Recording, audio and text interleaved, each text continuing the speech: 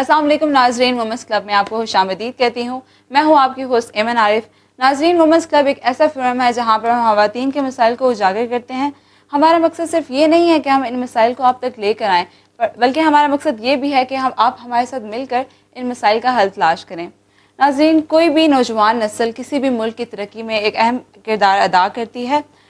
आज के टॉपिक जो है हमारा वो ये है कि नौजवान नस्ल क्या है, वो अपना किस तरह रोल अदा कर सकती है।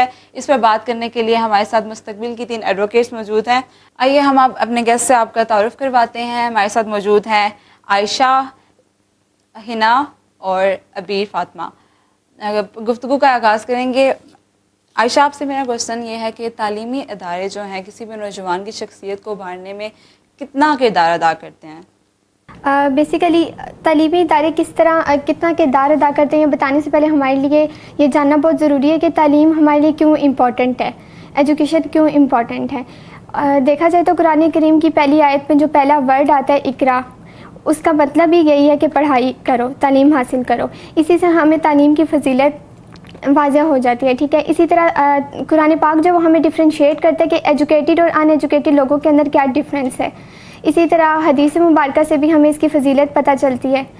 फिर हम देखते हैं कि इस कदर फजीलत के बावजूद भी क्या आज के हमारे जो तालीमी इदारे हैं वो हमें इस तरह के मेयार की एजुकेशन प्रोवाइड कर रहे हैं, और जो एक स्टूडेंट्स की बेसिक नीड है उस तरह की हमें एजुकेशन प्रोवाइड कर रहे हैं।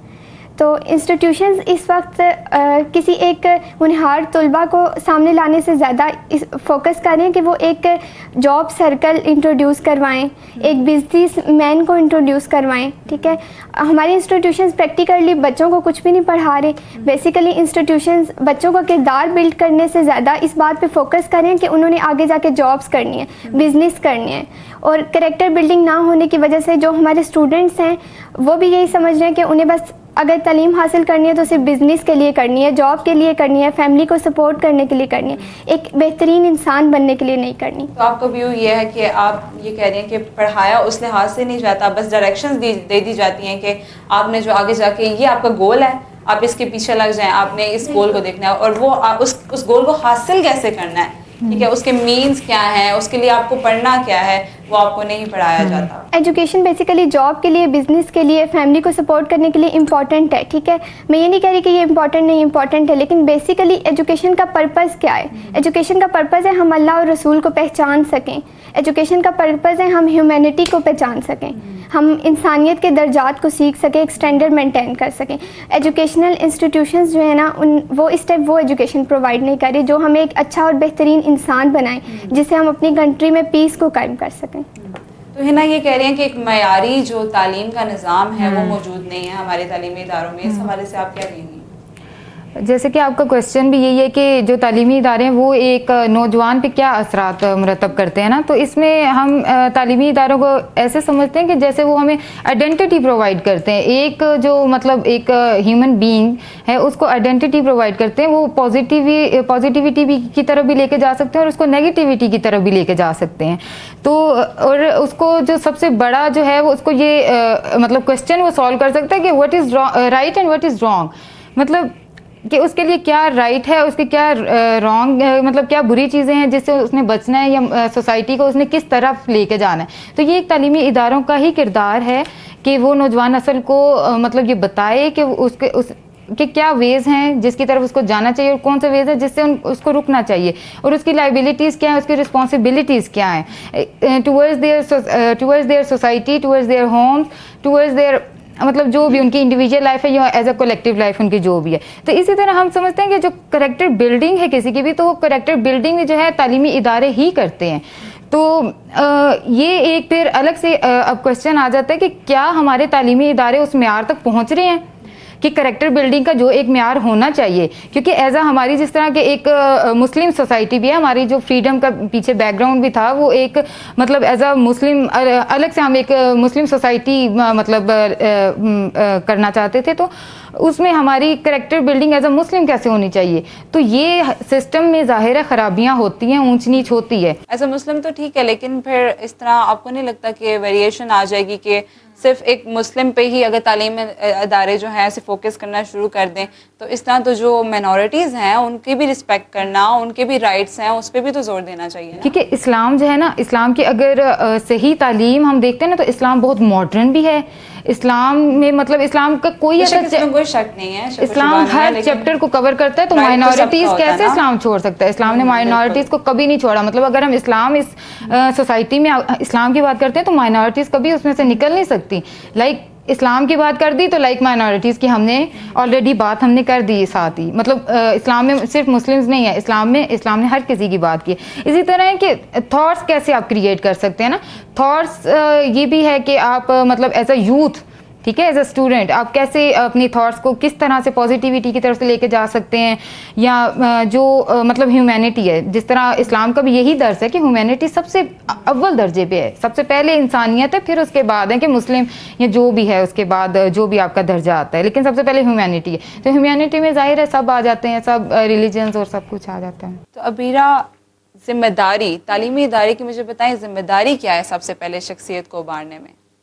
तालीमी इदारा मेन चीज़ है जो कि एक स्टूडेंट की शख्सियत को उभारता भी और बिगाड़ता भी है। और इसमें ना सिर्फ एक तालीमी इदारा बल्कि टीचर्स की भी फुल रिस्पॉन्सिबिलिटी आती है कि वो अपने स्टूडेंट्स को साथ लेके चले।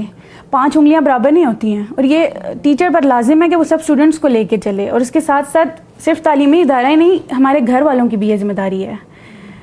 तालीमी इदारे में जाके हम सुनते हैं, देखते हैं इन्वायरमेंट, लेकिन अगर हमारे घर का इन्वायरमेंट अच्छा नहीं होगा तो कोई फ़ायदा नहीं है वहाँ पे जाके। क्योंकि हमारी जो एनवायरनमेंट है वो सिर्फ तालीमी अदारों तक ही महदूद नहीं है। हमारे पूरे एनवायरनमेंट में हमारी फैमिली आ जाती है, हमारी सोसाइटी आ जाती है, हमारे फैमिली मेम्बर्स आ जाते हैं।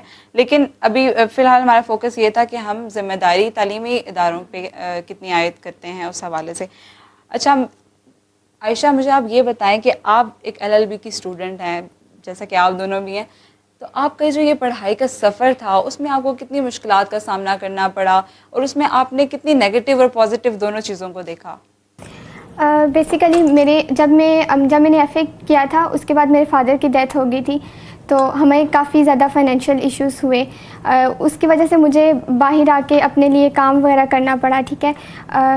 जब मैंने देखा इंस्टीट्यूशंस में, आप फ़ी का लेवल देख लें, इतना ज़्यादा हाई हो चुके हैं हमारे गवर्नमेंट इंस्टीट्यूशंस में भी और प्राइवेट में भी, यूनिवर्सिटी लेवल्स पे जाके, कि मेरे लिए आगे अपनी स्टडी को कंटिन्यू करना काफ़ी डिफ़िकल्ट हो गया था। मैंने फाइन आर्ट्स किया है और मैं एक इंटीरियर डिज़ाइनर भी हूँ। मैंने इंटीरियर का काफ़ी अच्छा काम किया है। उस टाइम मैंने सदर में एक रोड पे ही मैंने अपनी मदर के साथ मिलके एक स्टॉल लगाया इंटीरियर्स का, और मैंने उस स्टॉल से इतनी अर्निंग की कि मैंने अपने ड्यूज़ क्लियर कर सकूं। फिर मैंने यूनिवर्सिटी में एडमिशन लिया। उसके नौजवान को इतना जिम्मेदार होना चाहिए, बिल्कुल, आप बहुत बड़ी मिसाल है इसके लिए, मैं आपको अप्रिशिएट करना चाहूँगी। Thank you. इसी तरह बाकी भी मैं कहती हूँ जितने भी स्टूडेंट्स हैं हमारे, उन्हें चाहिए कि वो अपनी हिम्मत कभी भी ना हारें और अपनी एजुकेशन को इतनी इंपॉर्टेंस दें कि उसे किसी छोटे से इशू या फाइनेंशियल इश्यूज़ की वजह से छोड़ें नहीं। अपनी एक्टिविटीज़ जारी रखें और कुछ ना कुछ करके अपनी ताकत बनाएं, उसे उसके ऊपर फोकस करें। इसी तरह गवर्नमेंट का भी हम इसके अंदर काफ़ी इंपॉर्टेंट रोल आ जाता है। जैसे कि गवर्नमेंट के लिए ज़रूरी है, गवर्नमेंट को चाहिए कि वो स्टूडेंट्स को ऐसे प्लेटफॉर्म प्रोवाइड करें, इस तरह के प्रोजेक्ट स्टार्ट करें जिससे बच्चे अर्निंग कर सकें या पार्ट टाइम जॉब्स कर सकें, जिससे वो अपने फाइनेंशियल ड्यूज़ को खुद क्लियर कर सकें। बिल्कुल। तो है ना, आपका इस हवाले से क्या ख्याल है कि आप का पढ़ाई का सफ़र आसान था, इजी गो था, फैमिली का सपोर्ट कैसा था, टीचर्स कैसे थे, एनवायरनमेंट कैसा था आपका? मेरा जो अभी मतलब मेरा LLB कंप्लीट हुआ रिसेंटली ना, तो मेरा सफ़र ज़ाहिर है काफ़ी प्रॉब्लम्स थी, काफ़ी प्रॉब्लम्स आई कि दिन रात एक भी करना पड़ा, और स्टडीज़ मतलब आसान काम नहीं है। 5 साल पढ़ना तो एग्जैक्टली 5 साल की हमारी डिग्री थी, और हमारी डिग्री थी शरिया लॉ की। बेसिकली शरिया लॉ की डिग्री थी, तो इसमें इस्लामिक लॉ अरेबिक में पढ़ाया जाता है, और जो मतलब इंग्लिश लॉ है वो भी पढ़ाया जाता है साथ, पाकिस्तानी लॉ जो होता है। तो मतलब हमने 2 डिग्रियों को एक साथ लेके 5 साल में चलना होता है। और इससे पहले मतलब जिस तरह बच्चे इंटर करके जब निकलते हैं ना, तो उनके लिए तो सबसे ज़्यादा मुश्किल होती है, इंक्लूडिंग मी, कि आपने अपनी फील्ड सिलेक्शन कैसे करनी है। कि आपने ठीक है मतलब आपने प्री मेडिकल रख लिया, आपने ICOM कर लिया, ये जो भी नहीं है ना यहाँ पे हमारे पाकिस्तान में ऐसा कोई ट्रेंड नहीं है। बाहर के वेस्टर्न कल्चर में सबसे पहले ही प्राइमरी स्कूल से आप चेक करते हैं, टेस्ट लेके चेक करते हैं कि बच्चे का इंटरेस्ट किस तरफ जा रहा है। जहाँ पे उसका रुझान ज़्यादा होता है और जहाँ पे वो लैग करता है वो उसको बैलेंस किया जाता है। This is the main barrier कि हमारा जो टैलेंट है, डॉक्टर बनाना है जी, डॉक्टर बनाना है, बच्चे ने पढ़ना है नहीं पढ़ना, उसका IQ लेवल मिलता है नहीं मिलता है, नोबडी केयर्स। इंजीनियर बनाना है तो बनाना है, डॉक्टर मतलब पहली चीज़ तो यही होगी कि फील्ड सिलेक्शन में काफ़ी प्रॉब्लम्स आ जाती है ना आपको, क्योंकि BS करना या ये वाली जो होती है ना आपकी, इसमें आपको काफ़ी सोच समझ के कदम रखना पड़ता है। ऐसे नहीं है, क्योंकि अब जिस तरह हम लोगों ने जब एडमिशन लिया था ना, 2013 में मैंने एडमिशन लिया था ना इसमें, तो तब काफ़ी अमाउंट में हमारे एडमिशन हुए थे, लेकिन अब जब पास आउट हो रहे हैं तो काफ़ी कम रह गए। तो अब जो चले गए तो उसमें अब हमने यही आइडेंटिफाई करना है कि गलती किसकी थी, क्या उस स्टूडेंट की थी, क्या इस सोसाइटी की थी, या उसकी फैमिली की गलती थी। तो ये हमने आइडेंटिफाई करना है। तो इसी तरीके से फिर दूसरी ये होती है कि एबिलिटीज़ को कैसे पहचाना जाए, कि एक बच्चे में डॉक्टर बनने की एबिलिटी है भी, एक बच्चे अगर ICOM कर चुका है तो एक बच्चे में क्या बिजनेस फील्ड से रिलेटेड एबिलिटीज़ हैं भी, क्योंकि बिजनेस को रन करना भी हर किसी के बस की बात नहीं है। एक बिजनेस माइंड होना चाहिए आपका, ये हम बिजनेस। तो इसी तरीके से जैसे हम लॉ की तरफ आए तो क्या लॉ का बेशक आपका बैकग्राउंड ना हो, क्या आप में वो एबिलिटीज़ हैं भी, क्या आप बाद में जाके अपनी फील्ड के साथ इंसाफ भी कर सकेंगे या नहीं। तो आप सेटिस्फाइड हैं, आप तो कर चुकी हैं, आपसे ये पूछना चाहिए। जी मैं बिल्कुल सेटिस्फाइड हूँ अपनी फील्ड से। तो अबीरा, आपका पढ़ाई का सफ़र कैसा रहा? ऊंच नीच आती रहती है रास्ते में और काफ़ी प्रॉब्लम्स आई भी हैं, लेकिन उनको फेस करना आना चाहिए, क्विट नहीं करना चाहिए, ये सबसे इम्पोर्टेंट बात है। और वैसे भी खातन, वैसे भी फैमिली से सपोर्ट तो होता ही है कहा जाता है, लेकिन अगर वो खुद ही हार मान जाएं तो बहुत ज़्यादा मुश्किल हो जाता है। और अगर नहीं भी है सपोर्ट तो आप उनको एटलीस्ट कन्विंस करने की कोशिश करें। इसके अलावा कोई मुश्किल आप जो डिस्क्राइब करना चाहेंगी हमारे साथ, शेयर करना चाहेंगी? ये अभी जो आपने बात की है ना, डॉक्टर, इंजीनियर, इसी को ज़्यादा वैल्यू दी जाती है आजकल। मतलब और फील्ड्स कुछ हैं ही नहीं। स्पोर्ट्स तो मतलब बिल्कुल बेकार है यहाँ पे। मतलब समझा जाता है, सोसाइटी एक माइंडसेट ऐसा है। और एज अ वुमेन तो बहुत ज़्यादा मुश्किल हो जाता है। बहुत ज़्यादा। तो आपका इंटरेस्ट है स्पोर्ट में, आप ये कहना चाह रही हैं? बिल्कुल। तो आपको क्या मुश्किल आई उसमें? मैं क्रिकेट ज्वाइन करना चाहती थी, Pakistan cricket team women, but नहीं कर सकी। लेकिन अभी मैंने छोड़ा नहीं है इसको, इंशाल्लाह आई विल। मतलब वही होता है ना कि जब आप, ये तो हो गया कि आपकी पहले की क्या थी, लेकिन जब आप उस फील्ड में चले जाते हैं, आप उसमें कदम रख देते हैं ना, तो आपको बड़ा डिग्रेड किया जाता है। आपकी एबिलिटीज़ को उस तरह से सामने लाने नहीं देते। जिस तरह अभी इन्होंने स्पोर्ट्स की बात की है, तो मतलब स्पोर्ट्स में भी ऐसे है कि आपको फंडिंग्स भी सब कुछ मिल रही है, सब कुछ है आपके पास। मतलब हमारा होता है ना कि प्लेटफॉर्म नहीं दिया गया, प्लेटफॉर्म भी है आपके पास, सारी चीज़ें आपके पास अवेलेबल नहीं है। क्या नहीं है कि बस आपको उस कंपटीशन में आपको बस नहीं आगे नहीं आने देना किसी तरीके से। ये एक बहुत बड़ा फैक्टर है कि ओलंपिक्स, इससे भी बड़े बड़े कंपटीशंस हैं, पूरी दुनिया में कंपटीशंस हैं, और हमारी वुमेन इतनी टैलेंटेड हैं लेकिन उन्हें आगे नहीं आने दिया जाता। ये बहुत बड़ा बैरियर है कि हमें, हमारी सोसाइटी में होना चाहिए कि लड़कियों को जिधर उनका इंटरेस्ट है वहाँ पे जाने दिया जाए। तो आयशा, आप क्या बोलेंगी इस हवाले से? आपको स्पोर्ट में इंटरेस्ट है और जो वुमेन जो खेलना चाहती हैं उन्हें नहीं खेलने दिया जाता, बहुत सारे बैरियर्स हैं, कोई क्या कहेगा, कोई क्या सोचेगा। अच्छा, पर्सनली तो मेरा स्पोर्ट्स में इतना ज़्यादा इंटरेस्ट नहीं है। मेरा फाइन आर्ट्स की फील्ड में बहुत ज़्यादा इंटरेस्ट था और मुझे बहुत ज़्यादा शौक़ था कि मैं फाइन आर्ट्स में जाऊँ, इंटीरियर डिज़ाइनर बनूँ, फैशन डिज़ाइनिंग करूँ। लेकिन वही बात आ जाती है कि पेरेंट्स ना, अगर स्पेशली आपकी फैमिली में कोई ऐसा बच्चा जो डॉक्टर बन गया, कोई आर्मी में चला गया, तो पेरेंट्स बहुत ज़्यादा कंपेयर कर रहे होते हैं इस चीज़ को। देखो फ़लाँ का बेटा डॉक्टर है, देखो फ़लाँ की बेटी डॉक्टर है, तुम ये क्या कर रही हो, तुम्हें बस तस्वीरों के सिवा कुछ काम नहीं आता। लाइक इस तरह से पेरेंट्स डिग्रेड कर रहे होते हैं ना। बिल्कुल। तो सोसाइटी में जो है रोल मॉडल्स अब आजकल कहीं नज़र नहीं आ रहे, तो अगर रोल मॉडल है आपके नज़दीक कोई है तो उसे शेयर करना चाहेंगे आप? देखिए, इस टाइम अगर देखा जाए तो हमारे पास कोई भी ऐसी पर्सनैलिटी हमारे पास मौजूद नहीं है जो हमारी रोल मॉडल हो। क्योंकि आपके रोल मॉडल्स कौन होते हैं? आपके टीचर्स हो सकते हैं, आपके पेरेंट्स हो सकते हैं रोल मॉडल, इसके अलावा जो आपके गवर्नमेंट के अंदर लीडर्स होते हैं वो हो सकते हैं। और जहाँ तक लीडर्स की बात को अगर आप देखें तो हमारे लीडर्स देखें क्या करें, एक दूसरे के ऊपर कीचड़ उछालने के सिवा इनके पास कोई काम नहीं है। एक कह रहे यार तुम बुरे हो, दूसरा कह रहे तुम बुरे हो, काम कोई भी नहीं कर रहा। फोकस बेसिक जो नीड्स हैं हमारी सिटीजन्स की, जो बेसिक नीड्स हैं, उनके जो राइट्स हैं, फंडामेंटल राइट्स, उन्हें कोई भी पूरा नहीं कर रहा। ह्यूमन कैपिटल डेवलपमेंट के लिए किसी को कोई इंटरेस्ट नहीं है। जब इसमें बात की जाए तो किसी के पास बोलने के भी लिए कुछ नहीं होता। तो हिना, इस हवाले से आप क्या कहेंगी? मैं तो यही समझती हूँ कि रोल मॉडल हमारे लिए वही है, रोल मॉडल हमारे लिए वही है जिसको अभी तक मौका नहीं मिला, जिसको भी खाने दिया नहीं गया या जिसने अभी तक खाया नहीं है, वो ही हमारे लिए रोल मॉडल है। आपके नजदीक आपका भी कोई रोल मॉडल एग्जैक्टली ऐसा ही है। तो इससे यही चीज हमें हमारे सामने आ रही है कि हमारी जो नौजवान नस्ल है वो किसको रोल मॉडल बनाए। कोई ऐसा एक, जिस तरह आजकल मतलब हम पॉलिटिक्स देख रहे हैं, हम लोग एड्स देखते हैं या जो भी है आजकल करंट सिचुएशन जो है मतलब हमारी कंट्री की ना, उसमें ये है कि ज़बरदस्ती रोल मॉडल बना जा रहा है कि हमें जो है, हम रोल मॉडल हैं, हमें रोल मॉडल समझा जाए। और वो किस तरह से, क्योंकि अब उनके नज़दीक के जो चीज़ें वो लोग हमें दिखाना चाहते हैं हम वही देखें और हम उनको रोल मॉडल अपना, तो ऐसा एज अ यूथ हम ऐसा नहीं कर सकते। एज अ यूथ हमने सारी चीज़ें कंसीडर करनी होती हैं कि क्या किसी को अपने वर्ड्स पे भी काबू है और क्या जो इंसान दिख रहा है क्या वो एक्चुअली है भी ऐसा या नहीं। तो ये एज अ यूथ हम लोग सारी चीज़ें कंसीडर करते हैं। और इस वक्त जो हमारे पास रोल मॉडल हैं वो, जैसे अगर हम देखें तो नबी पाक सल्लल्लाहु अलैहि वसल्लम पूरी दुनिया के लिए, पूरी इंसानियत के लिए अगर जो मेन रोल मॉडल थे तो वो थे। इसके अलावा इस टाइम हमारे पास कोई भी ऐसा शख्स नहीं है जिसे हम अपना रोल मॉडल समझें। तो नाजरीन, वक्त होता जाता है एक शॉर्ट ब्रेक का। मिलते हैं, गुफ्तगू को जारी रखते हैं शॉर्ट ब्रेक के बाद।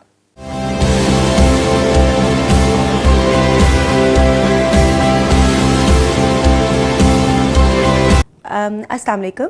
मेरा नाम आसिया अशरफ है। मैं हेड हूँ साइकोलॉजी डिपार्टमेंट की और डायरेक्टर ही है हूँ सनी ट्रस्ट से।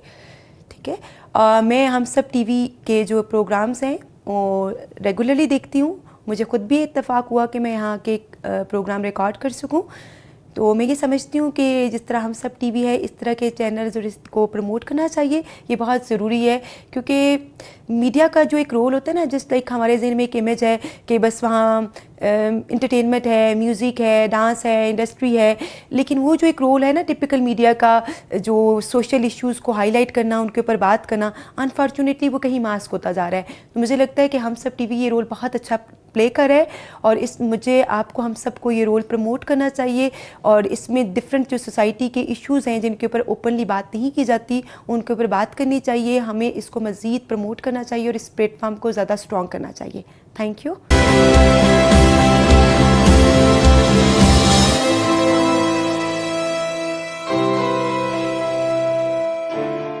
वेलकम बैक नाजरीन, गुफ्तगू को जारी रखते हैं। आजकल की जो हमारी नौजवान नस्ल है वो वायलेंस की तरफ जा रही है। हमारे माशरे में इंतशार फैल रहा है। लोग जो हैं उनमें बर्दाश्त नहीं है किसी भी चीज़ को। स्पेशली हमारी नौजवान नस्ल जो है, ज़रा सी बात नहीं होती है सड़कों पे आ जाते हैं, ज़रा सी बात नहीं होती है एक दूसरे से गालम गलोच और लड़ाइयाँ करना शुरू हो जाते हैं। तो इस हवाले से आयशा, आप क्या कहेंगी कि वायलेंस कैसे रोका जाए? हमारे पास बहुत सारे फैक्टर्स हैं जिनकी वजह से बहुत ज़्यादा वायलेंस फैल रहा है।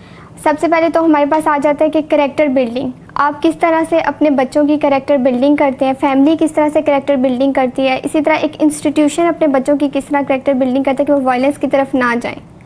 इसी तरह अगर हम देखें तो हमारे पाकिस्तान में 3 तरह का एजुकेशनल सिस्टम है।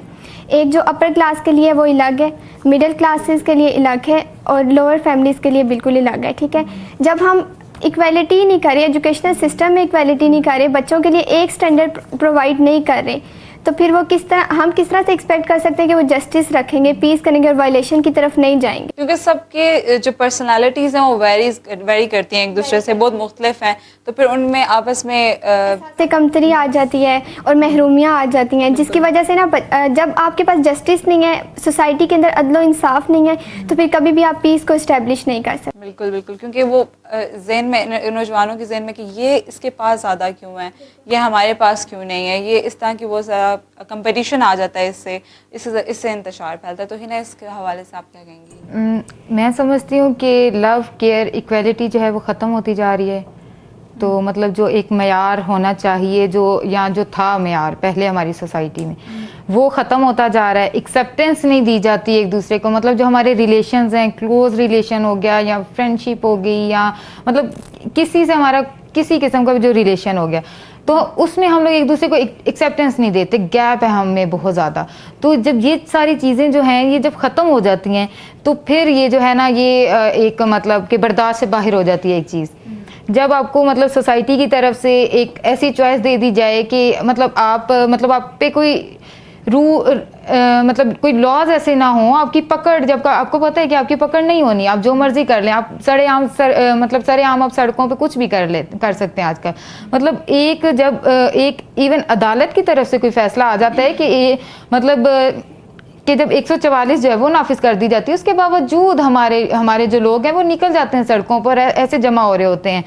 तो जब ये सारा कुछ उनके मतलब एक डर होता है ना, एक कि आपको कोई पकड़ने वाला है, या आप पे एक लॉ ऐसे लॉज हैं जिसकी वायलेशन पे, वही बात है, लॉज हैं, इम्प्लीमेंटेशन नहीं है, इम्प्लीमेंटेशन नहीं है ना, एक सिस्टम नहीं है आपके पास, नहीं हो रहा। वो रोल हम नौजवान नस्ल का ही है ना कि हम उनको इन्फोर्स करवा सकें।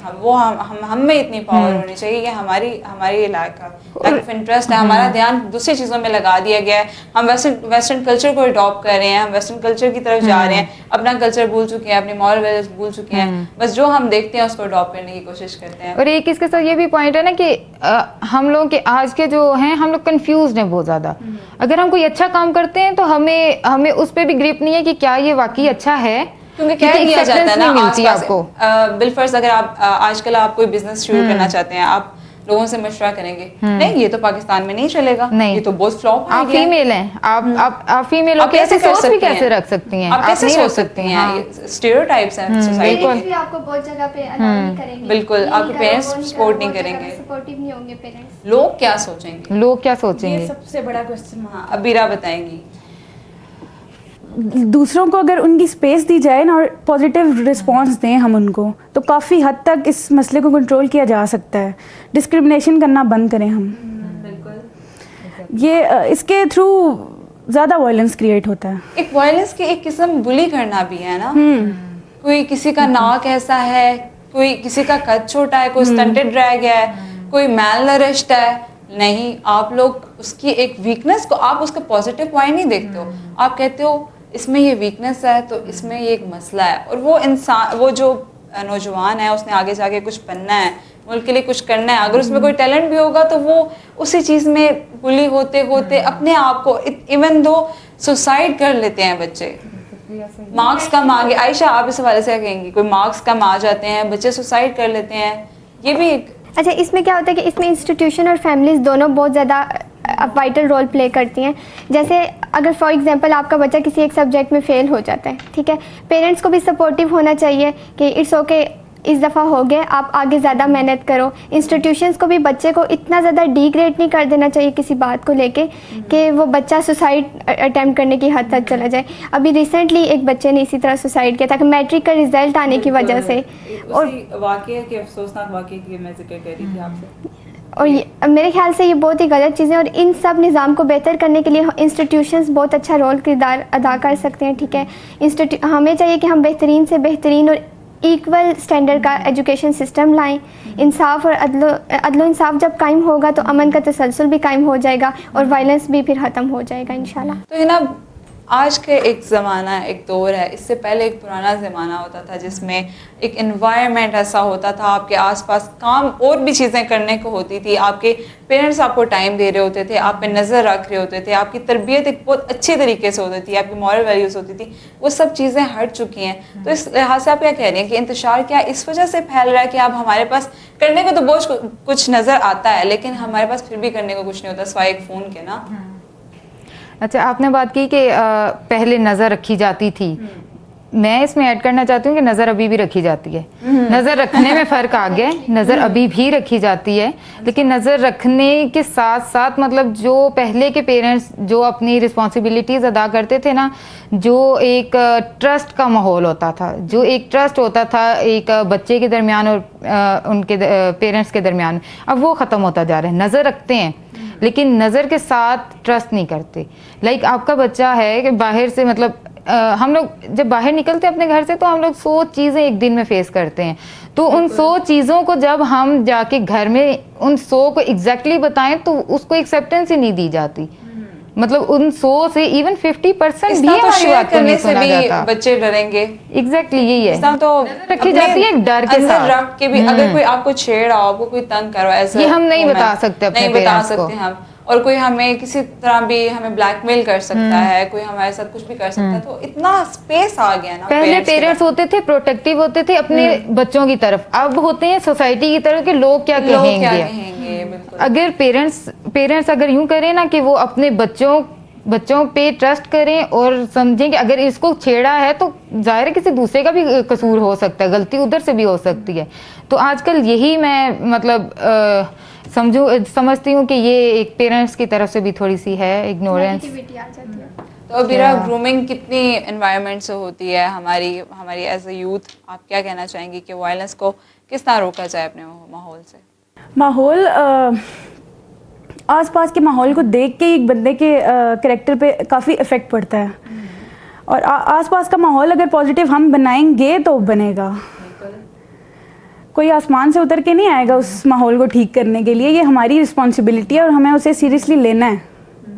तो ये हमारे पर हर एक इंसान की इंडिविजुअल एक खुद भी एक फर्ज है उस पे कि अगर वो नेगेटिव चीज देख रहा है, ऐसा मुस्लिम उसका फर्ज ये है कि वो उस चीज को रोके, बिल्कुल। जुबान से, हाथ से, नहीं तो फिर उसको दिल में बुरा जाने। ये हदीस है रसूल सल्लल्लाहु अलैहि वसल्लम की। तो हम इस चीज को भी नहीं सोचते ना। हम कहते हैं अगर वो लड़की गलत है तो बाकी सारी उसकी फ्रेंड्स भी गलत है। मतलब हमारी सोच ये होगी है ना कि सर्कल ही ऐसा है। बेशक एक फ्रेंड जो है दूसरे फ्रेंड की परछाई होती है, लेकिन जरूरी नहीं है कि जिस तरह का दौर जा रहा है, जिस तरह के एनवायरनमेंट है हमारे घर का माहौल, इवन के पेरेंट्स कितने भी शरीफ क्यों ना हो, अगर कोई बच्चा किसी ड्रग्स में या किसी ऐसी वायलेंस में चला जाता है तो ये कहा जाता है कि पेरेंट्स को, वैसे हम अपने पेरेंट्स को ही रिप्रेजेंट कर रहे हैं, लेकिन ऐसा नहीं है कि उनके पेरेंट्स होगा, कोई ना कोई फैक्टर ज़रूर होगा, लेकिन ऐसा नहीं है कि उनके पेरेंट्स ही ऐसे हैं। तो टीचर्स को भी चाहिए कि वो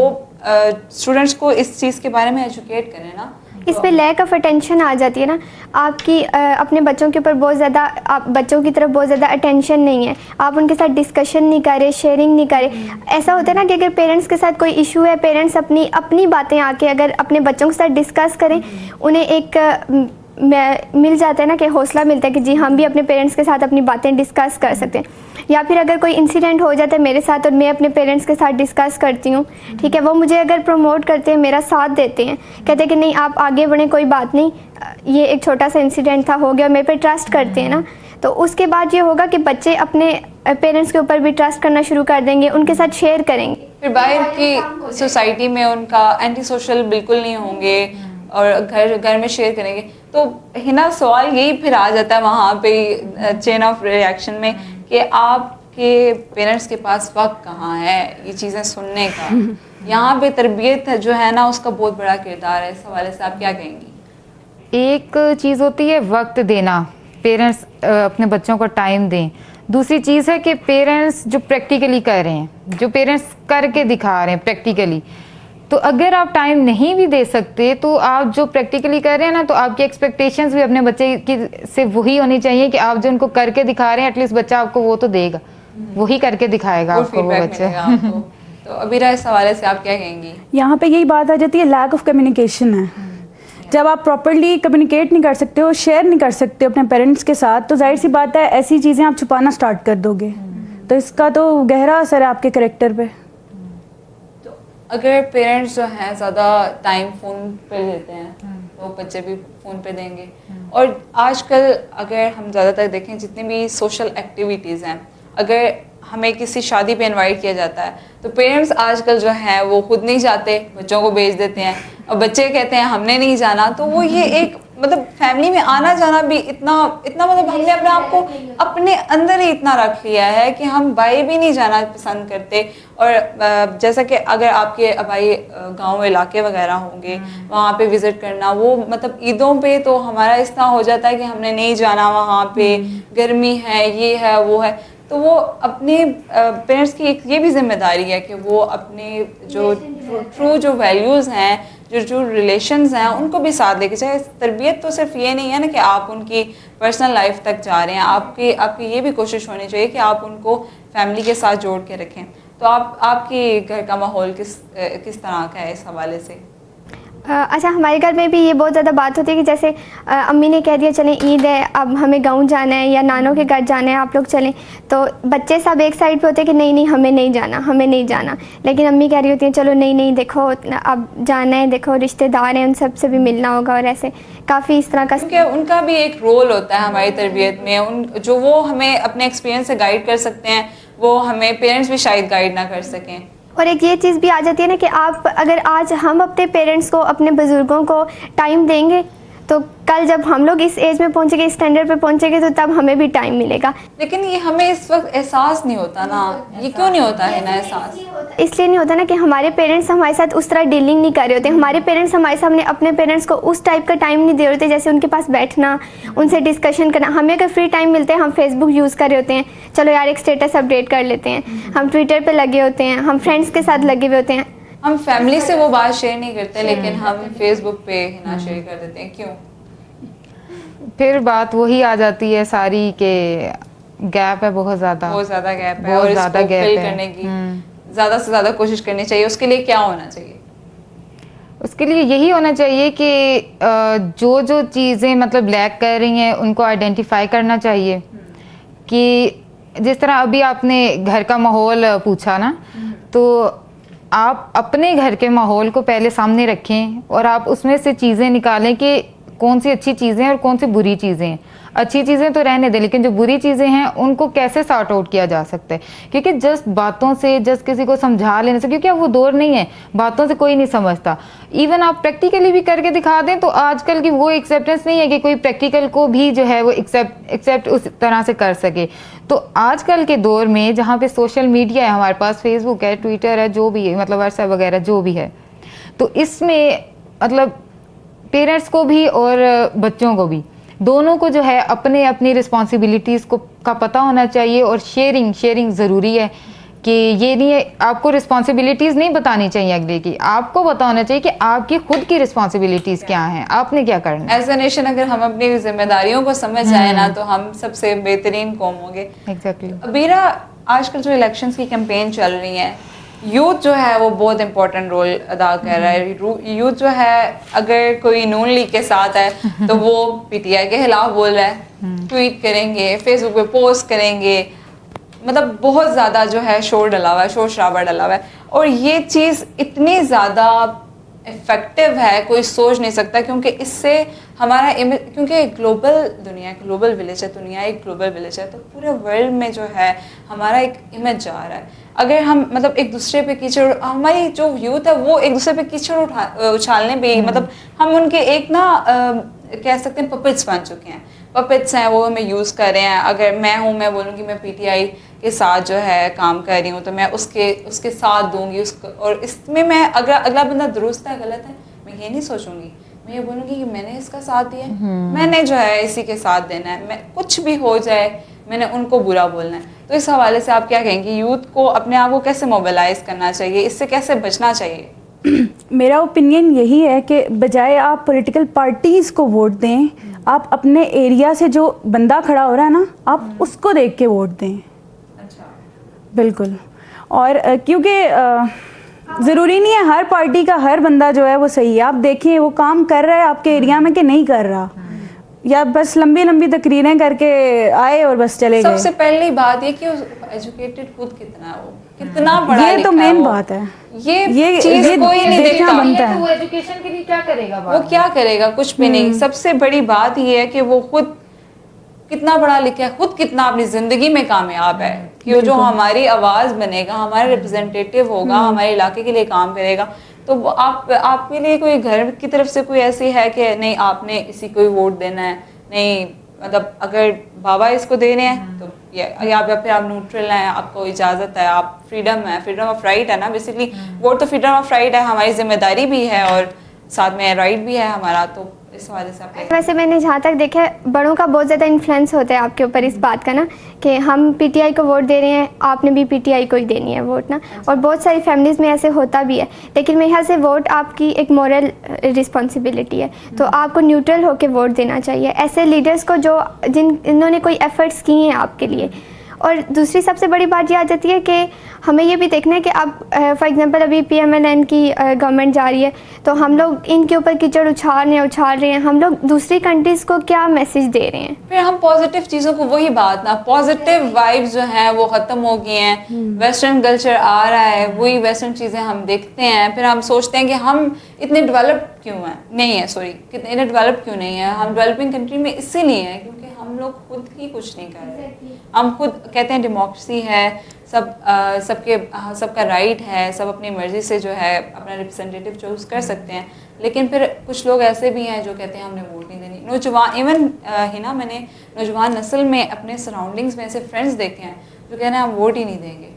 अच्छा, वैसे जो वोट नहीं दे रहे ना, ये भी कॉन्सेप्ट बहुत गलत है, क्योंकि ये भी एक एजुकेशन का हिस्सा है कि आपको पता होना चाहिए कि वोट आपकी एक पावर है, एक कॉन्स्टिट्यूशन की तरफ से आपको एक पावर दी गई है एज अ सिटीजन। आपने एज अ सिटीजन जो अपना हक अदा करना है, तो वो इसी तरह से अपने वोट दे के इलेक्ट करके कि आप जिसको सही समझते हैं उसको ले। क्योंकि हमारी जिस तरह की सोसाइटी में, हम जिस तरह की सोसाइटी में रह रहे हैं ना, उसमें अगर हम वोट नहीं कास्ट करते तो जो बड़ी बड़ी पार्टीज हैं वो उन्होंने वोट तो पूरे करने हैं, नंबर ऑफ वोट्स उन्होंने खुद से डाल के फिर पूरे कर लेने, तो बजाय इसके कि आप उनको खुली चॉइस दे दें, आप खुद जाके वोट डालें अपना। तो बीरा, आप किस लिहाज से सोचती हैं इस बारे में? ये बात बहुत ज़्यादा है कि एक दूसरे पर इन्फ्लुएंस है वोट से रिलेटेड। ये सिर्फ एक फैमिली की हद तक नहीं है, बल्कि एक मोहल्ला है ना, तो वहाँ पे भी लोग पहले से ही डिसाइड कर लेते हैं कि हमने किस पार्टी को जाके वोट देना, आपने भी वहाँ देना। नहीं होता, लेकिन जब वोट आती है ना, फलाने ने इसको देनी है, फलाने ने इसको देनी है। फैमिलीज में 2 ग्रुप बने हुए हैं, इवन तो मेरी फैमिली में 2 ग्रुप्स बने हैं, एक प्रो PTI और फिर एक प्रो नून लेके। मतलब ये क्या हो रहा है? मतलब हम सबका अपना राइट होना चाहिए। और इस तरह का भी एक रवैया है हमारे यहाँ देखा जा सकता है कि जो मतलब इलाके का या जो मोहल्ले का फेमस बंदा है ना, वो पार्टी से पैसे पकड़ लेता है और वो फिर जो है ना, वो पैसे पकड़ के बीच में से कहते हैं कि इतने वोटर्स तो मैं तुम्हें बना दूंगा। अब जाहिर है उसने अपनी एफर्ट्स तो डालनी है, क्योंकि उसके पीछे जो है ना, वो वैसे कोई भी ऐसा शोबा नहीं है जहाँ पे PR की अहमियत को झुटलाया नहीं जा सकता, लेकिन वोट में भी PR चलती है, ये इसका अंदाजा मुझे आपकी बातों से हो रहा है। देखिए कि जैसे ना कोई लोग कहते हैं कि जी हमने वोट नहीं देनी, मेरे एक वोट देने से क्या हो जाएगा, सोसाइटी नहीं बदलेगी, कंट्री नहीं बदलेगी, हालात नहीं बदलेंगे। तो ये बहुत ही ज़्यादा गलत बात है, क्योंकि एक सिंगल वोट भी बहुत ज़्यादा मैटर करता है। नाज़रीन, वक्त होता जाता है एक शॉर्ट ब्रेक का, मिलते हैं एक शॉर्ट ब्रेक के बाद।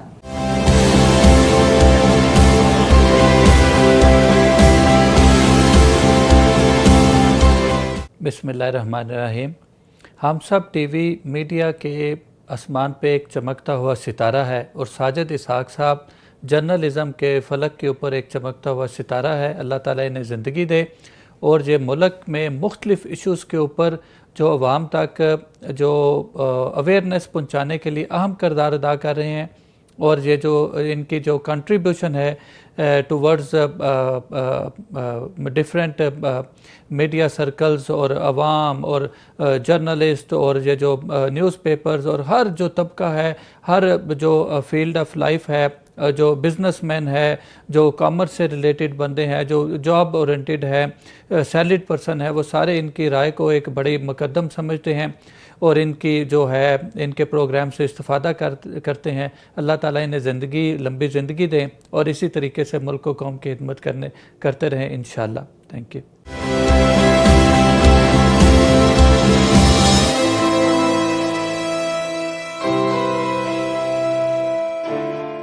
वेलकम नाजरीन, गुफ्तगू को जारी रखते हैं। आजकल जो बुज़ुर्गों का रोल है, एक बहुत बड़ा रोल होता है बुज़ुर्ग का भी हमारी तरबियत में, पेरेंट्स भी करते हैं, सबका अपना अपना एक किरदार है, वो उसको निभाता है। एक रोल मॉडल्स हैं हमारे आसपास। तो आपके घर में कैसा एनवायरनमेंट है? आपके जो बुज़ुर्ग हैं आपको कितना टाइम देते हैं, कितने आपको वो एडवाइस देते हैं, कितनी नसीहतें करते हैं, बेटा ये नहीं करना, वो नहीं करना, ऐसी सिचुएशन में आ जाओ तो ऐसे करना है, ऐसे नहीं करना? एग्जैक्टली जैसे मेरे घर में मेरी अम्मी हैं, वो हमें हर छोटी छोटी बातों में बता रही होती हैं। जैसे हम सेल फ़ोन यूज़ कर रहे हैं, नहीं बेटा बुज़ुर्गों के सामने, नाना बुए हैं, बड़े हैं, उनके सामने यूज़ नहीं करना है हमने। इसी तरह अगर कोई फिल्म्स, मूवीज़, ड्रामाज़ अगर देखने हैं तो वो बुज़ुर्गों के सामने बैठ के नहीं देखते हैं, और उसके लिए एक बाउंड्रीज फिक्स कर दी गई है कि आपने इस टाइम में ये काम करने हैं, इस टाइम आपने ड्रामा देख लिया, इस टाइम आपने सेल फ़ोन यूज़ कर लिया, लेकिन फैमिली टाइम हो, फैमिली टाइम में आपने इन चीज़ों को यूज़ नहीं करना है। तो है ना, आपके घर में कैसा माहौल है? रात को डिनर पे सब इकट्ठे होते हैं, दादा दादी, कैसा माहौल है? वो कोई आपको अपना किरदार अदा कर रहे हैं आपकी तरबियत में? एक्चुअली बात फिर वही आ जाती है सिस्टम पे, कि सिस्टम जिस तरह का है ना, तो उसमें ये हो गया कि अब सारे जो हैं वो गाँवों की से शहरों की तरफ आना स्टार्ट हो गया ना। तो हमारी फैमिली का भी कुछ इसी तरह से है, और हमारा तो खैर ये है कि एयरफोर्स बैकग्राउंड था ना, तो हम लोग यहाँ से रिटायर्ड हुए हैं E9 से। तो जी मेरे बाबा वहाँ से रिटायर हुए हैं, तो हम लोगों ने फिर मतलब यहीं पे रेजिडेंस हमारी इस्लामाबाद में है। तो फिर कहने का मकसद ये है कि बुज़ुर्ग जो हैं वो फिर ऐसे शहरों में रह नहीं सकते, लाइक इस्लामाबाद हो गया या जो भी है। और फिर दूसरी बात ये भी है कि जो मतलब फैमिली के बड़े होते हैं, जिस तरह बाबा के जो बड़े भाई हो गए या जो भी, फिर पेरेंट्स जो वो उनके साथ रहना ज़्यादा वो मतलब उसको ज़्यादा वो करते हैं कि हम उनके साथ रहें, प्रेफर कर रहे होते हैं, प्रेफरेंस उनकी यही होती है ना कि वो मतलब उसमें रहें। तो जिस तरह का मेरा गुज्जर फैमिली से ताल्लुक़ है, तो लैंडलॉर्ड और हम लोग मतलब ज़मीनों वाले, तो इस तरीके से तो वो फिर वहीं पे रहते हैं। तो मतलब हमारी फैमिली में बुज़ुर्गों का तो इतना नहीं है, लेकिन ये है कि पेरेंट्स के साथ ज़ाहिर है बैठना होता है। कम्युनिकेशन यही है कि सेल फोन से हो गया। अभी तो मतलब रिसेंटली डेथ हुई है मेरे दादा अबू की, तो और उनके अलावा भी है भी कोई नहीं। और ये है कि जब तक थे कम्युनिकेशन स्ट्रांग था, जाते थे और सारा टाइम वगैरह सब कुछ स्टोरीज उनकी सुनते थे और सब कुछ होता था। लेकिन अभी पेरेंट्स के साथ है तो मिलते हैं, बैठते हैं, सब कुछ है। मतलब स्टडीज़ हर मेरे बहन भाइयों की स्टडीज़ चल रही हैं और सबकी ना, तो टाइम ज़रा मुश्किल से हमारा इकट्ठा हमें मिलता है, लेकिन जितना मिलता है हम साथ बैठते हैं।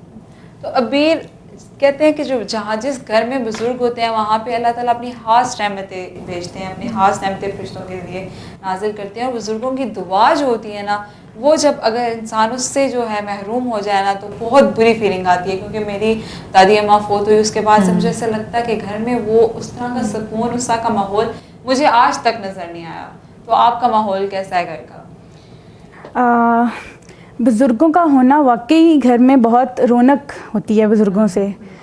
मैं ज़िक्र करना चाहूँगी अपने घर का कि मेरी रिसेंटली खाला फोत हो गई है ना, वो मतलब घर की बड़ी थी फीमेल्स में से ना, तो उनके बाद काफ़ी कुछ जो है चेंज हुआ है घर में। एक लाइक लेट आना, थोड़ा लेट आ गए हैं, तो इतनी परेशान होती थी घर पे कि मैं घर आके काफ़ी उनको करना पड़ता था कि नहीं इस वजह से देर हो गई है, मतलब काफ़ी परेशान कि मुझे कुछ ना हो जाए, काफ़ी केयर करती थी। तो काफ़ी कमी महसूस होती है उनकी भी। तो आयशा, नौजवान असल में इसी वजह से इनसिक्योरिटीज़ आ रही हैं, एक्टिविटीज़ कम हो रही हैं, कोई मतलब उस तरह से आपको अटेंशन जो आपको चाहिए ना इस उम्र में, वो आपको नहीं मिल रही। तो उसके बारे में आप क्या कहेंगे? बेसिकली आजकल ना पेरेंट्स आपको अगर अटेंशन दे भी रहे होते हैं ना, वो इस वे में दे रहे होते हैं कि आपके ऊपर आपको उनका इस तरह से डर होता है कि उन्हें आपका ट्रस्ट नहीं है। इस तरह पेरेंट्स का डर होना चाहिए, लेकिन इस तरह से होना चाहिए कि अगर मेरे पेरेंट्स ने मुझे कहा मैं 9 o'clock घर वापस आऊँ और मैं 9 o'clock ये सोच के घर वापस चली जाऊँ, यार मेरे पेरेंट्स मुझसे खफा हो जाएंगे, नाराज़ हो जाएंगे, उनकी नाराज़गी का डर होना चाहिए ना। मेरे अंदर उनकी ऐसी मोहब्बत हो कि मैं ये ना चाहूँ कि मुझसे नाराज़ हो जाएं। इस तरह का डर नहीं पैदा होना चाहिए कि आप कहें नहीं यार अब्बू ने मेरे पे ट्रस्ट नहीं करना, वो क्या बोल देंगे, वो कहेंगे पता नहीं क्या करने चली गई है, इस टाइप का। इवन तो हम फीमेल फ्रेंड्स के साथ भी हो, क्योंकि हमारा सेटअप ऐसा बन चुका है, सोसाइटी ऐसी हो गई है ऐसी हैं कि उस बारे में तो कोई सोचता ही नहीं है कि खुदा ना खास्ता हमारे साथ कुछ गलत हो गया हो, हम गिर गए हो, एग्जैक्टली वो तो कोई नहीं सोचेगा। मतलब है ना, मतलब इस बारे में आपका क्या ख्याल है कि आप क्या कहते हैं कि बच्चों पे कितना ट्रस्ट करना चाहिए पेरेंट्स को? बच्चों पे उस हद तक ट्रस्ट करना चाहिए जिस तरह की उसकी एक्टिविटीज़ हैं।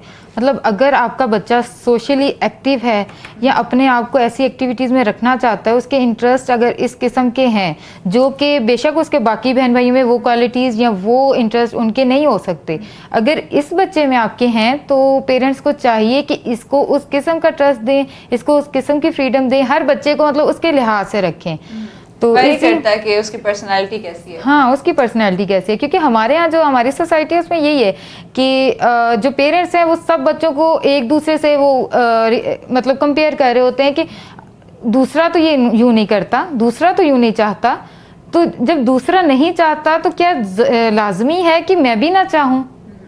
लाजमी तो नहीं है, क्योंकि अगर जिस तरह मैं लॉ कर रही हूँ या मेरी जो सिस्टर, अगर मैं अपने घर की एग्जांपल दूँ तो मेरी सिस्टर मतलब उनका एक वो एमफिल फिजिक्स किया हुआ है ना उन्होंने, तो अगर उनकी नेचर और मेरी नेचर नहीं मिलती, अब मैं भी अगर मैं अपनी सोच को एक घर तक या एक अगर मुझे कहीं जॉब मिल गई है उस जॉब तक ही मतलब कन्फाइन कर लूँ, तो फिर मैंने कहाँ इंसाफ किया अपनी डिग्री के सबसे साथ। ज्यादा मसला ये होता है कि अगर आपकी एक बहन या भाई सोबर है और आप थोड़े से एक्सट्रोवर्ट हो, तो मसला वहां पे आ जाता है कि अपनी बहन को देखा है वो कितनी खामोश है, घर में उसकी आवाज होती, तुम्हारी पूरे मोहल्ले में तुम्हारे आवाज आ पूरे रही है, मोहल्ले में आती है, ऐसा बस नहीं होना स्टैंडर्ड चाहिए। बन जाता है ना बड़ी बहन ये भाई आप बोल नहीं तो फिर अगर मतलब एक लॉ की डिग्री मैंने ले ली है और अगर फिर उस लॉ की डिग्री के साथ जब मैं इंसाफ नहीं कर सकती तो मैंने वो सीट क्यों ली थी एडमिशन के टाइम? वही सीट एक लड़के को दे देनी चाहिए थी।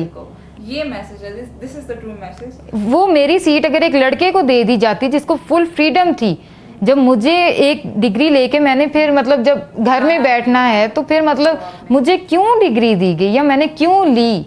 तो मैंने अपनी सोसाइटी के साथ, मैंने अपने खुद के साथ भी नाइंसाफी की है।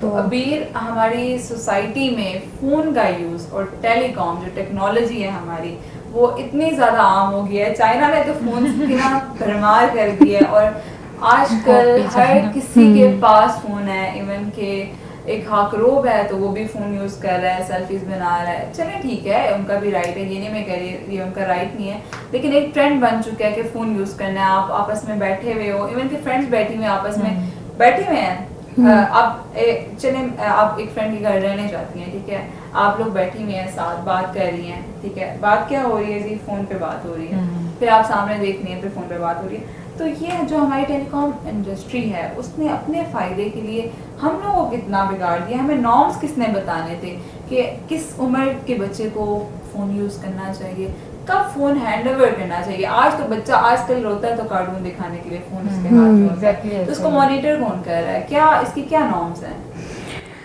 पहली बात तो ये है कि आजकल देखा जाए ना तो छोटे से बच्चे के हाथ में भी सेल फ़ोन है। क्यों है वो? उसको अगर ज़रूरत नहीं है तो मेरा नहीं ख्याल उसके पास होना चाहिए। और सेल फ़ोन किस एज में देना चाहिए ये आप देखिए, अपने बच्चे को सही और बुरे की तमीज़ दें, ये सही है ये गलत है। और अगर वो मैच्योर है कि उसको वो पॉजिटिव साइड पे जा सकता है तो उसको दें। अगर आप पॉजिटिव साइड पे लगाएंगे, टाइम देंगे ना उसके लिए, टाइम कौन देगा? टाइम कौन देगा? बिल्कुल। तो कुछ बच्चे तो ऐसे भी करते हैं ना कि अटेंशन हासिल करने के लिए रोते हैं फिर फोन ले लेते हैं। जैसे बच्चे कहते हैं मैंने खाना नहीं खाना, अम्मी ने आपको खुद ही ना चलो यार इसको फोन पे पॉइंट लगा के दो, ये खाना खा ले। तो आदत डाली है आपने, खुद आदत डाली है बच्चे को। हमने बच्चों को खुद ही गलत आदत डाल दी है। इसके अलावा नेगेटिविटी में इलेक्ट्रॉनिक मीडिया भी बहुत ज़्यादा रोल प्ले कर रहा है। लाइक जैसे अगर आपके पेरेंट्स और आपके दरमियान एक डिस्टेंस आ रहा है और उनका ट्रस्ट आपके ऊपर डेवलप नहीं हो रहा, तो इसमें नेगेटिव रोल ज़्यादा इलेक्ट्रॉनिक मीडिया का भी आ रहा है। हर ड्रामा में, हर फिल्म में ऐसा एनवायरनमेंट दिखाया जा रहा है। और ना औरत को या तो बहुत ही ज़्यादा नेगेटिव रोल दे दिया गया ड्रामाज में, या फिर उसे इतना बेचारी और मजलूम कंसीडर कर दिया गया कि वो तो ऊपर उठ ही नहीं सकती है, ना भाई के सामने ना हस्बैंड के सामने, बस सोसाइटी में उसका कुछ है ही नहीं ना। नहीं तो हम अब उस बेचारी औरत को अडॉप्ट करके हमने क्या करना है? हीरा, मुझे ये बताएं कि अगर मैं वो मजलूम औरत बन जाऊँ तो सब मेरे से खुश हो जाएंगे? नहीं, ऐसा नहीं है। नहीं, बिल्कुल प्रोफेशनल लाइफ तो बिल्कुल ऐसी नहीं है। अगर ऐसा होना होता ना तो औरत काफ़ी आगे जा चुकी होती है। जो विमेन एम्पावरमेंट के नाम पे जो मतलब डिफरेंट ऑर्गेनाइजेशंस या जो भी विमेंस राइट पे चल रही हैं तो उनकी इतनी हमें ज़रूरत ना होती, क्योंकि हमारा जो मतलब जो मीडिया है या जो ड्रामे मूवीज़ की हम बात कर रहे हैं उसमें जो विमेन को दिखाया जाता है वो बिल्कुल मजलूम, बिल्कुल एक ऐसी चीज़ दिखाया जाता है कि जो अभी एग्जिस्ट नहीं करती। हम दोनों साइड्स को नहीं लेके चल रहे, हमारा मीडिया दोनों साइड्स को नहीं लेके चल रहा। अगर दोनों साइड्स को लेके चलें एक मतलब एक स्टेबिलिटी हो आपकी मतलब दिखाने में, तो काफ़ी हद तक इसको हम ओवरकम कर सकते हैं। सोल्यूशन तो ये हुआ ना कि आप दोनों साइड्स दिखाएं, दोनों साइड्स दिखाएं आप। औरत को भाई कैसे किरदार अदा करना है, उसको घर में कैसे एक अच्छी बीवी, बेटी, बहन कैसे बनना है, जैसे और बाहर उसने जैसे जस्टिस की हम बात करते हैं ना, कि जस्टिस जो है वो जिस तरह आई बिलीव कि justice should be consist on both sides से, इस तरीके से लाइक विक्टिम को भी जस्टिस मिल रहा हो और साथ उसके एक्यूज को भी मिल रहा हो। जिस तरह एक्यूज होता है एक हैबिचुअल ऑफेंडर है और एक वो ऑफेंडर है जिसने फर्स्ट टाइम कोई ऑफेंस किया है ना, तो अब दोनों की पनिशमेंट में जब फर्क होगा कि एक जो हैबिचुअल ऑफेंडर है उसको मतलब ज़्यादा पनिशमेंट मिलेगी, उसकी पेनल्टीज ज़्यादा होंगी, और जो जिसने एक बार किया है उसको मतलब फियर दिलाने के लिए उसको जस्ट फाइन से भी किया जा सकता है, पनिश किया जा सकता है। तो ये इस तरीके से होता है कि दोनों साइड्स को अगर बैलेंस किया जाए तो फिर हम इसको ओवरकम कर सकते हैं। अभी जो आजकल सिम्स जो है हमारी नेटवर्किंग है, वो उन्होंने पैकेजेस निकाल दिए हैं, नाइट पैकेजेस हैं, आप बात करें इतने पैसों में आप इतनी देर तक बात कर सकते हैं, रात 11 बजे से सुबह 8 बजे तक। ये कौन से पैकेजेस हैं और ये क्यों है और कौन इस वक्त बात कर सकता है? रात 11 से 8 सुबह 8 बजे तक की तो खैर कोई तो बनती नहीं है, जबकि हमारे पास दिन का टाइम है। और स्पेशली हाईलाइट किया जाता है ना बिल्कुल। इतने पैसों में, 2 रुपए में, सिर्फ 2 रुपए में, 2 रुपए। वैसे अगर आप कुछ और करना चाह रहे हो उसके लिए आपने 60 रुपए से ज्यादा जो है ना आप सोच नहीं सकते, प्लस टैक्स में समझ लें आप 100 रुपए से ऊपर चले गए। फिर रात को बात करने के लिए सिर्फ 2 रुपए क्यों? और इतना सस्ता है, और इतना टाइम है किसी के पास कि वो रात अपनी पूरी वेस्ट करेगा, और है यूथ इसी चीज में इन्वॉल्व है। बिल्कुल। तो देखें ना, अब ना पढ़ाई को सही टाइम दे सकेंगे, सुबह उठेंगे, अगर आप पूरी रात किसी से बात कर रहे हैं XYZ जो भी है, ठीक है, तो आप सुबह उठ के कैसे पढ़ेंगे? यूनिवर्सिटी में आप आधी नींद में हैं, ठीक है, और आप मतलब लाइक इस तरह है, तो और इससे आप डिप्रेशन में भी चले जाते हैं, जैसे ज़्यादा देर तक जागना, फजूल बातें करना, फजूल एक्टिविटीज़ में रहना। इसका भी हमारे पास सोल्यूशन ये आ जाता है कि पेरेंट्स आपको स्टार्ट से, बचपन से आपकी तरबियत इस तरीके से करें ना कि आपके अंदर वो इस तरह की चीज़ें बेदार करें कि आप कोई वेलफेयर के लिए काम करें। हर टाइम आपका माइंड ये रहे कि आप किसी की हेल्प करें, आप किसी के लिए यूज़फुल साबित हो सके। लाइक आप किसी की वेलफेयर के लिए काम करें। जैसे आप अपने बच्चों को ये कह सकते हैं आपके पास जो पॉकेट मनी है आपने उसका राइट यूज़ करना है। पैकेजेस के ऊपर लगाने से बेहतर है कि आपको अगर 10 रुपीज़ पॉकेट मनी मिल रही है तो आपने 5 रुपीज़ किसी और की हेल्प के लिए डोनेट कर दें। बहुत सारी चीजें हैं, मस्जिदें हैं हमारी, मदरसे हैं हमारे, जिनमें जरूरत है, जो के पीछे चले जा रहे हैं, जिनको फंड्स की जरूरत है, वो उस चीज में हम आगे क्यों नहीं आते? फिर हमारे अंदर खुद से क्यों नहीं चीज पैदा होती? मैं चले बाकी सब को छोड़ दें, अभी हम लोग अपनी अपनी बात करते हैं यहाँ पे कि खुद से अगर मेरी बिलफर्ज मेरी पे है लैक्स में है, ठीक है, उसमें से मेरा फर्ज ये है कि मैं मंथली जो है मुझे देने चाहिए पैसे, जो कि मेरा दिला नहीं, मैंने गाड़ी लेनी है, मैं जो उसके लिए पैसे जमा करी जा रही हूँ, अपनी चीज़ें भी महदूद करी जा रही हूँ, तो ये मेरे अंदर खुद से भी ये चीज़ पैदा नहीं हो रही। क्या फैक्टर है? क्या हम इतने मटेरियलिस्टिक हो गए हैं, दुनियावी चीज़ों में फंसी जा रहे हैं, आखिरत भूले हुए हैं कि आगे क्या होना नहीं पता, बस ये आंखें बंद करनी है, आगे पता नहीं किधर जाना है। ये हमारे इंस्टीट्यूशंस हमें हमारी कैरेक्टर बिल्डिंग ही ऐसे करें ना कि हमें बस बिजनेस करना है, जॉब करनी है, आगे जाने, लाइफ मेंटेन करनी है। हम ये नहीं सोचते कि किसी की हेल्प के लिए काम करें। मुझे भी दूसरों को दिखाने के लिए ना बस मैंने गाड़ी लेनी है, अपने अंदर इतना शौक नहीं है जितना मेरे फ्रेंड्स। अब मेरा फ्रेंड सर्कल, जैसे आप सबका भी फ्रेंड सर्कल होगा, तो उसमें आपके जो चीज़ें आप लोगों के फ्रेंड्स के पास होती हैं, आपको दिल करता है कि आप भी उन चीज़ों को मेंटेन करें। बेशक आपको उस चीज़ का इतना शौक है या नहीं है, लेकिन आपके फ्रेंड्स आपके अंदर इतनी वो चीज़ डाल देते हैं, तो आपके ग्रुप में जहाँ बैठते हो वो भी चीज़ें बहुत मैटर करती हैं हमारे लिए। तो मैं समझती हूँ कि इसमें हमें डिफ्रेंशिएट करना नहीं आता कि इंटरेस्ट को, कि ये दूसरे का इंटरेस्ट जो है वो है या ये हमारा इंटरेस्ट है। जिस तरह अभी हमने बात की है, तो इसमें हम जो कंपनीज हैं उनके इंटरेस्ट को बेनिफिट दे रहे होते हैं, और हमें ये चीज समझ नहीं आती कि ये तो हम उनको बेनिफिट दे रहे हैं, बजाय खुद बात करके तो खुद बेनिफिट ले रहे हैं। खराब हो रही है हमारी पढ़ाई, खराब हो रही है, हमारा सब कुछ खराब हो रहा है। तो हम खुद को हमें यही समझना होगा कि हमारा किस चीज में बेनिफिट है और या इसमें किसी दूसरे का क्या बेनिफिट है। इसी तरह जो अभी हम मोबाइल फोन देने की बात कर रहे थे बच्चों को, तो पेरेंट्स को ये चाहिए कि मतलब आजकल मॉडर्न होने के चक्करों में ना आजकल मैट्रिक का बच्चा भी जो है वो फोन, बड़े महंगे से महंगा फोन जो है वो लेना पसंद करता है, और उसको मतलब महंगे से महंगे फोन का पता होता है, अपडेट्स होती हैं इस बारे में। तो ये पेरेंट्स को चेक एंड बैलेंस रखना चाहिए कि क्या जो हमारा बच्चा अभी मैट्रिक में है या उससे भी किसी छोटी क्लास में, तो क्या वो मतलब अपने फ्रेंड सर्कल में ऐसी बातें करता है, क्या उसकी जो मतलब जो उसकी गॉसिप्स की जो टॉपिक्स हैं क्या वो ऐसे हैं कि मेरा मोबाइल, कि मेरे बच्चे ने मांगा है, मैंने उसको हाँ एग्जैक्टली, देनी है। तो ये चीजें जो है ये खत्म करने की तरफ हमारा रुझान होना चाहिए। पहली बात तो ये कि हमें अपनी ज़रूरियात और अपनी ख्वाहिशात में फ़र्क पैदा करना पड़ेगा। हमें एक मोबाइल फ़ोन है, ठीक है, वो चाहे नोकिया है, सैमसंग है और आईफोन भी है, ज़रूरत नोकिया भी पूरी कर सकता है, सैमसंग भी, आईफोन ज़रूरी नहीं है हमारे लिए।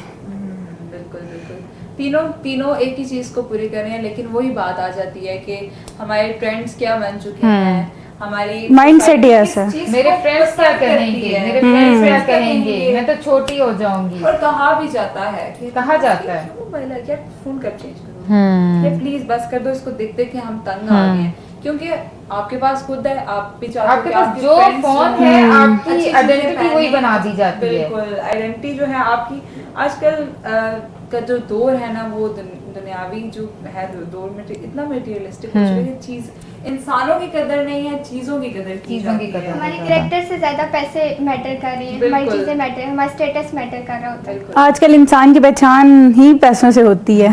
बिल्कुल, और इसी पैसे को कमाने के लिए जो है मेहनत की जाती है, और फिर वो ये उसमें ये नहीं देखा जाता कि वो आप हलाल जरिए से कमा रहे हैं या हराम जरिए से कमा रहे हैं।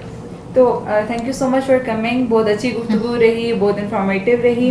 नाज़रीन, हम गुफ्तगू को क्लोज करते हुए ये कहना चाहूँगी मैं कि हमारी जो माशरा है उसमें हम सब की एक जिम्मेदारी ये है कि हमारा खुद का जो as a individual, as a फर्द हमारा जो रोल है, हमें उस पर गौर करना होगा कि हम खुद अपनी सोसाइटी से अपने साथ कितना सिंसियर हैं। हमें अपने जैसा कि इन्होंने बहुत सी चीज़ें हाईलाइट की कि पेरेंट्स को ट्रस्ट इश्यूज़ हैं, तो हम उनके लिए ऐसा माहौल पैदा करें, हम उनकी फरमाबरदारी करें, हम उन लोगों के लिए ऐसा माहौल पैदा ना करें कि वो परेशान हो जाएं। उनको ट्रस्ट इश्यूज़ क्यों होते हैं? इसी वजह से कि जब हम उन लोगों को किसी चीज़ के लिए इन्फॉर्म नहीं करते हैं। अगर हमारे पेरेंट्स वेल इन्फॉर्म होंगे तो उन्हें भी कोई टेंशन नहीं होगी। इसके अलावा जो हमारे बुजुर्ग हैं उनका एक किरदार है, क्योंकि एक जो फैमिली है वो सब मेंबर्स के साथ मिलकर बनती है, और जो हमारी नौजवान नस्ल है वो एकदम से एक बच्चा जो है वो नौजवान तो नहीं बन सकता। जो हमारी तरबियत है वो हमारे माहौल से हम अडॉप्ट करते हैं, हमारे ट्रेड्स, हमारी मॉरल वैल्यूज़ जो हैं वो हम अपने माहौल से सीखते हैं। तो इसमें ना सिर्फ पेरेंट्स, बुजुर्ग, आसपास के मेंबर्स, ये जब सारे माहौल में पॉजिटिव वाइब्स आएंगी ना, तो हम सब एक अच्छी कौम और एक पॉजिटिविटी जो नेगेटिविटी से पाक कौम होगी वो कहलाएंगे। तो आइए हम मिलकर आज अहद करते हैं कि हम सब मिलकर अपनी जो जिम्मेदारी है एज अ फर्द, और दूसरी बात यह है जो हमारा वोट है, हम वोट के राइट को अहमियत देंगे और हम अपनी मर्जी से अपने न्यूट्रल हो के बगैर किसी के दबाव में आके हम वोट देंगे, तो ही हम एक अच्छे शहरी साबित हो सकेंगे। नाज़रीन, नेक्स्ट प्रोग्राम में हम एक नए टॉपिक के साथ हाजिर होंगे। टिल देन खुश रहें, लोगों में खुशियाँ बांटें। अल्लाह हाफ़िज़।